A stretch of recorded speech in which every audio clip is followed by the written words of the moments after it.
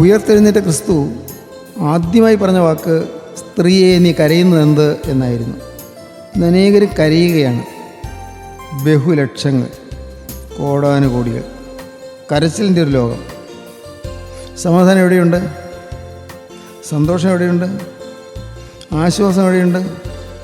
നീറിപ്പോകുന്ന ഹൃദയങ്ങൾ, എരിവുരിക്കൊള്ളുന്ന ജീവിതങ്ങൾ, മുത്തി നീറുന്നതുപോലെ നീറിക്കൊണ്ടിരിക്കുന്ന ആ ജീവിതങ്ങൾ, വാടിക്കരിഞ്ഞ ജീവിതങ്ങൾ, നിരാശ പറ്റിയ ജീവിതങ്ങൾ. രോഗബാധ കൊണ്ടാകാം, അത്യാഹിതങ്ങൾ കൊണ്ടാകാം, പ്രിയപ്പെട്ടവരുടെ വിയോഗം കൊണ്ടാകാം, പണത്തിൻ്റെ ഞെരുക്കം കൊണ്ടാകാം, കടത്തിൻ്റെ പെരുപ്പം കൊണ്ടാകാം, മറ്റുള്ളവരിൽ നിന്ന് നേരിടുന്ന ആക്ഷേപത്തിൻ്റെയും അധിക്ഷേപത്തിൻ്റെയും ആക്രമണം കൊണ്ടാകാം. എന്നാൽ ഏതെല്ലാം തരത്തിൽ ആകുലത കൊണ്ടിരിക്കുന്നവർക്കും ലഭിക്കും ഈ ശബ്ദം, ഉയർപ്പിൻ്റെ ശബ്ദം. സ്ത്രീയെ നീ കരയുന്നതെന്ത്?